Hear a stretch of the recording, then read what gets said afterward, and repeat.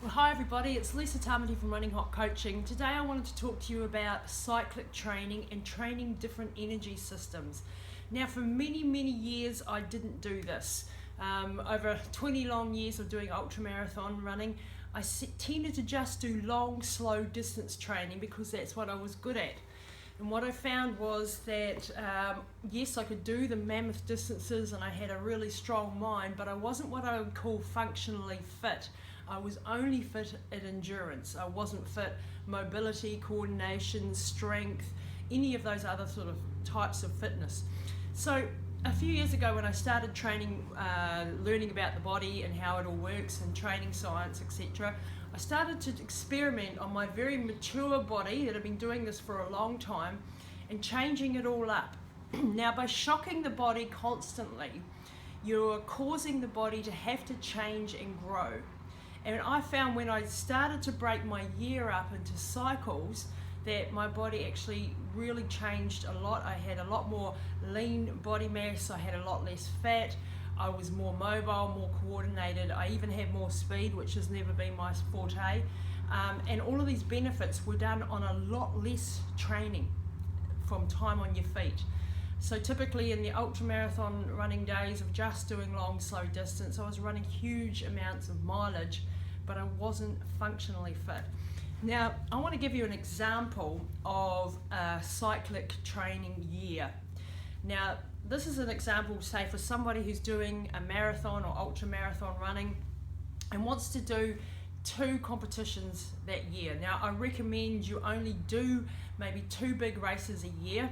If you're trying to do more than that and be at your peak more than twice a year, you're going to find it really tough. So let's look at an example. Say you've got a marathon in January. Now you need 16 weeks to build up for that marathon where you're concentrating on your aerobic development. So from the previous September through to December, you'll be concentrating on higher mileage, you'll be concentrating on aerobic development, base building, and at the end you'll be doing a little bit of speed work, but very gently, and honing and tapering down for the marathon in January. Now after you've done that marathon and hopefully you've peaked at the top point and done a really good race, straight after that you have to go into the recovery phase.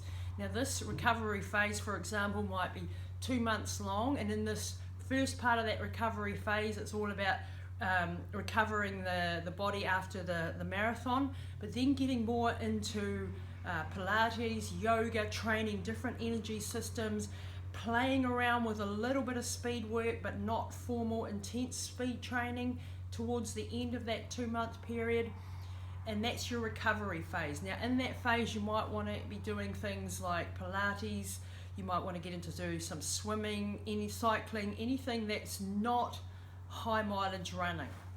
After that recovery phase of approximately 2 months, so that takes you through February, March, part of April, you go into the speed phase. Now this is something that I totally neglected. I hated speed training, but it's the most effective tool working with speed. But you do have to have that base and you do have to have a recovered body in order to go into the speed phase. So in this period of say 4 to 5 weeks, you'll be honing your technique, you'll be doing form drills, and you'll be doing speed work. Now you won't be just doing that exclusively, of course, but these sections of training are what you're concentrating on. Okay, so you've had the marathon training where mostly it's about aerobic development. You've had your recovery phase where it's mostly about recovery. Now you're moving into your speed phase where it's mostly about speed, intensity, and technique.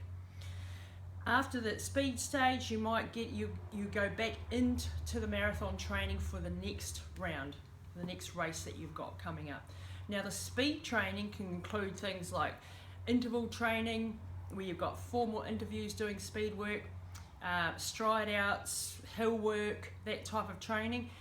Of course you're not doing that exclusively, but that's your focus. You're increasing your VO2 max, that's the whole point of it, and you're training a different energy system. Then you're back into the marathon training for your next event. Now by doing all this type of breaking it down into different cycles, you're actually training throughout the year not only your endurance, but you're training your mobility work, you're training your strength work.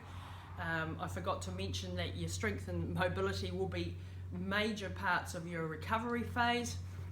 You're working in psychological recovery because you're not doing the same thing day in, day out, week in, week out.